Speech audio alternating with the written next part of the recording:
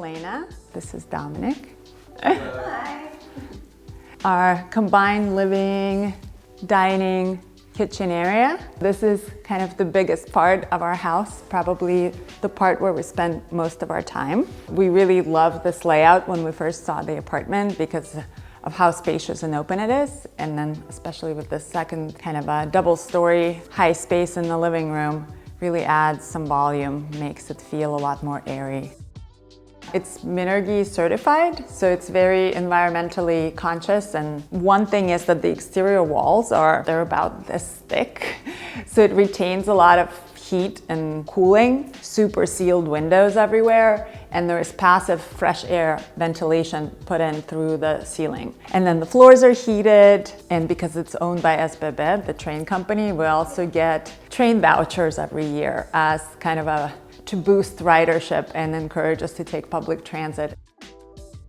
A lot of our furniture was brought from New York, but we also got lucky that the previous tenants had a modular sofa system that wouldn't fit into their new home, and so they let us buy that as well. We have kind of a mix of coffee tables, for example, that Dominic's dad made for us, some sample sale Vitra chairs, kind of a little bit of a mixed bag of furniture, some vintage pieces and some that we bought on purpose. We have a few large art pieces done by our friends. So the large one in the living room and also the large one in the dining room are both by the same artist, our friend Jason Cole-Major, who at some point was moving from Brooklyn to Taipei and just gave them to us. Another friend, Aaron Johnson, has done that sock painting over the bar, and also this year we bought one of his prints. This is our plant, our bird of paradise that we got at IKEA as a little baby, and now she's grown. Its name is Lucille too, because we used to have a bird of paradise in New York named Lucille, and then she used to be just like shorter than me, up to my shoulder. Just picked her up at IKEA, put her on the train.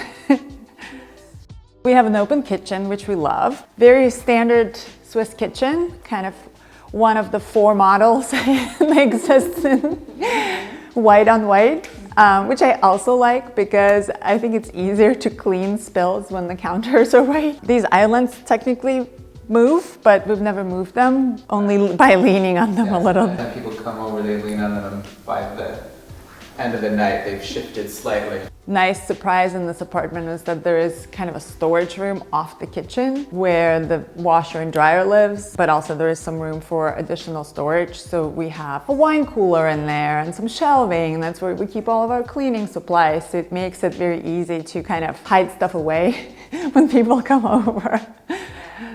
Open dining area with the lights that I mentioned we bought from the previous tenants, as well as the table.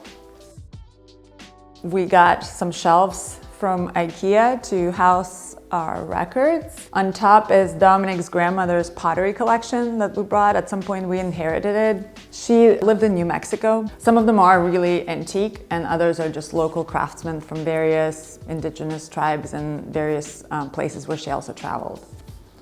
Our favorite bar cabinet. Dominic loves to make cocktails. Allow me to demonstrate. This is Dominic's DJ station, his hobby that he's picked up again. He used to DJ back in the day, casually at bars, but now he just does it at home. And then the last part is this room, we kind of call it the garden room, but it's basically outer windows are operable doors, so they all collapse on each other, and in the summer we can open up the fronts and just close this front thin glass door, so then it becomes more of an open loggia style room. But in the winter, we obviously keep those shut and just use it as a nice sunny room with houseplants. I love to sit in the swing chair in the mornings, kind of read my emails before I sit at my actual desk. It's great to, like, you know, when you're thinking about something, just watching the trains go by.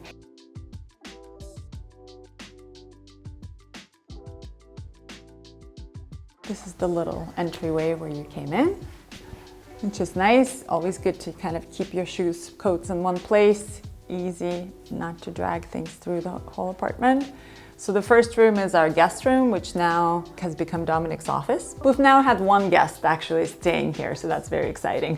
For the first 2 years, we had no one staying here. It was exclusively Dominic's office. And then the dressers, we have a couple of them, so we kind of distributed them between the bedrooms. They're vintage and we brought them from New York. They were nice, kind of a Danish, Scandinavian, 1960s. It's a very privileged behind the scenes look at why I look so good on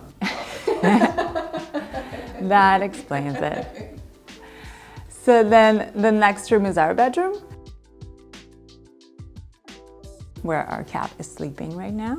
Her name is Moosey, and she's usually very shy, so she's suspiciously looking at us with one eye. She's Siberian, and they're supposed to actually get pretty big, like up to 20 pounds, I think, and she's like only 6 pounds. Everything is so kind of concrete here.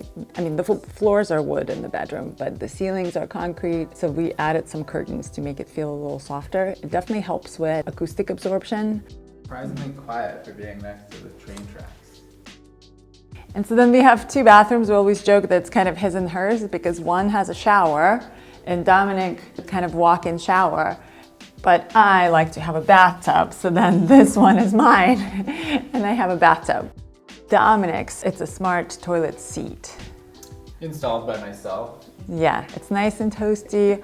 All kinds of functions, bidet functions are built in. The last room, this is my office / kind of a closet room. We inherited the closets also from the previous tenants. I make clothes sometimes, but usually only for me, and usually only when like I have a brilliant idea, then I have to make it immediately. Otherwise I get completely kind of bored with it and never finish it. Also really nice light. It has an exit onto this balcony. Most of the usage of this balcony is to grill food. It's not very big. The 2 lithographs are also inherited from Dominic's grandparents. On this side is Dominic's great-grandfather and Dominic's great-grandfather's family.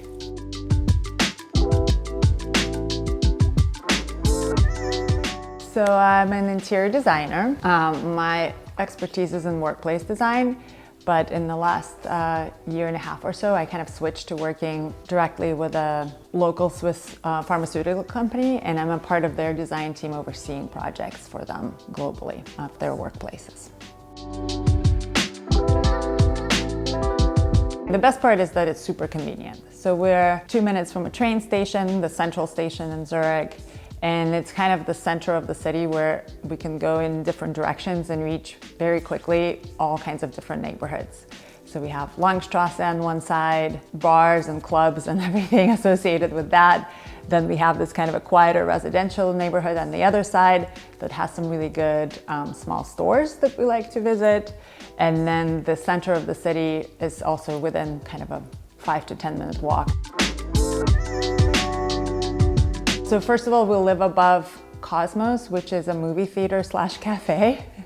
And that's like a really nice casual kind of like a morning cafe or a lunch place. But then also there's Miro, which is a roasting company and a coffee shop, which is great, kind of cozy little space. And on the other side of the railroad, there's some really good restaurants. Cochin Chin is a great Vietnamese place we love. Yosef is a nice modern European cuisine, small plates restaurant. Gül, which is a Turkish restaurant that was already really close to us on one side of our building. Now they've opened also a Gül Express on the other side. Café Noir is a great coffee shop also in the neighborhood, just a block away.